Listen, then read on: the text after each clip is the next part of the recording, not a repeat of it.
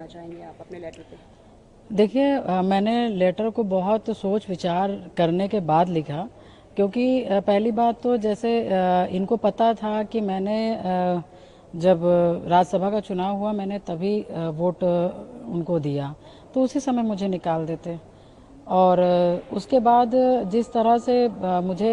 सदन पर जब मैंने सदन में अपनी बात रखी और मैंने योगी जी को और उनके नीतियों पर समर्थन किया और उसके बाद उनको धन्यवाद दिया, और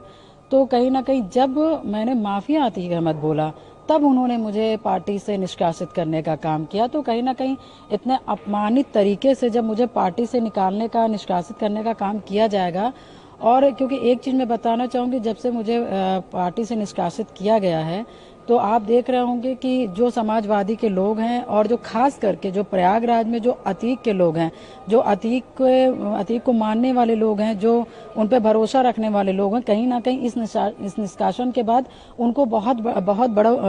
बड़ा मनोबल मिला है। तो मैं इस वजह से, क्योंकि उनके जिस तरह से मेरे बारे में टिप्पणी करना, अभद्र टिप्पणी करना, और मुझे सूचना भी मिल रही, जिस तरह जानकारी मिल रहा है कि उनको एक बहुत बड़ा ताकत मिल गया कि पूजा पाल अब समाजवादी से हटा दी गई है, अब ये हम लोगों की पार्टी है। अब हम लोग जिस तरह से चाहेंगे, जिस तरह से रहेंगे, जिस तरह से हम रहेंगे, हम रह सकते हैं और इनको चोट पहुंचा सकते हैं। तो बहुत विचार करने के बाद तब हमने माननीय उनको अखिलेश यादव जी को हमने लेटर लिखने का काम किया, क्योंकि मैं बहुत सी चीजें सुन रही हूँ इस वजह से, क्योंकि जैसे मैंने सदन में बोला तो वैसे इनके लोग बौखला गए, और बौखलाने के बाद जो इलाहाबाद में अतीक के लोग हैं वो क्या करेंगे वो मैं ही जान सकती हूँ। इसलिए मैंने अखिलेश जी को पत्र लिखा कि मुझे कुछ भी होता है तो उसके जिम्मेदार आप होंगे, क्योंकि जिस तरह से मुझे अपमानित करके निकाला गया है तो कहीं ना कहीं अतीक के लोगों का मनोबल बढ़ा है, कुछ भी कर सकते हैं। आपने बोला कि आपको धमकी भी मिली है, किस तरह के जो धमकी जो आप कह रही हैं? देखिए, जैसे सदन में मैंने माफिया अतीक अहमद का नाम लिया, जिस तरह से मैंने उसके जो दुर्दांत तरीके से हत्याएं की जाती थी मैंने उसके बारे में जिक्र किया, तो इन सब चीज़ों को लेकर, और खास करके जिस पार्टी से मैं निकाली गई हूँ उस पार्टी से कहीं ना कहीं वो लोग संबंधित रखते हैं अपने आप को, तो उसके वजह से मतलब ऐसा कुछ चल रहा है, ऐसा कुछ हो रहा है, तो धमकियां मिल रही इन्हीं सब को विचार करते हुए मैंने लेटर लिखा है कि कल कदार कोई बात होता है, इस तरह के कृत्य हमारे साथ किया जाता है तो उसको आप समझिएगा। आप 2 बार से इंडिपेंडेंट एमएलए रह चुकी हैं और तीसरी बार जो है आपने समाजवादी पार्टी के टिकट पे लड़ा था।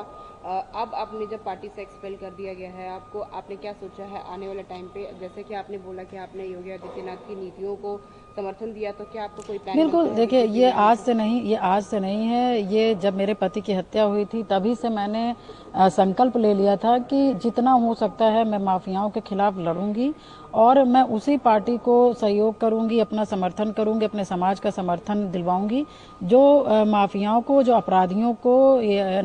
बेअंकुश लगा सके। और शुरू से मेरी नीति यही रही है, और इन सब नीतियों को देखते हुए कहीं ना कहीं मैंने काम भी किया है और आगे भी काम इसी पे करूंगी, और अपनी जनता का और अपने अपने पाल समाज के जो हमारे साथी सहयोगी हैं, हमारे भाई बंधु हैं, पिता तुल्य बुजुर्ग हैं, मैं उन्हीं की सेवा करना चाहूंगी, उन्हीं की सेवा कर रही हूँ, क्योंकि मेरे दुख सुख में, मेरे तकलीफ में, मेरे संघर्षों में मेरा समाज खड़ा रहा है, मेरी जनता खड़ी रही है। तो अभी आगे का तो मैं नहीं बता सकती कि मैं क्या करूंगी, मगर हाँ इतना मेरा तय है कि मैं अपनी जनता का सेवा और फिर अपने पाल समाज की सेवा लगातार करती रहूंगी, क्योंकि उन्होंने मुझे बहुत ताकत दिया है और आगे का जीवन उन्हीं पर समर्पित एक करूंगी। आखिरी सवाल, अगर मौका मिले तो बीजेपी क्या आप ज्वाइन करना चाहेंगे, क्योंकि आप ऑलरेडी उनकी नीतियों को जो है समर्थन दे रही हैं? देखिए, क्योंकि हमारी विचारधारा और बीजेपी की वर्तमान में विचारधारा हमारी उनकी मिलती जुलती है, इसलिए मैंने उनके कामों के लिए समर्थन किया कि क्योंकि माफिया को, अपराधी पे वो अंकुश लगाने का काम कर रहे हैं, और उस पीड़ा से मैं गुजरी हूँ, तो कहीं ना कहीं जिस पीड़ा से मैं गुजरी हूँ उस पर वो अंकुश सकते हैं और लगा भी रहे हैं। इस वजह से अभी मेरे विचार उनके मिल रहे हैं। अब आगे क्या होगा वो समाज से बात करके तो ही तय होगा।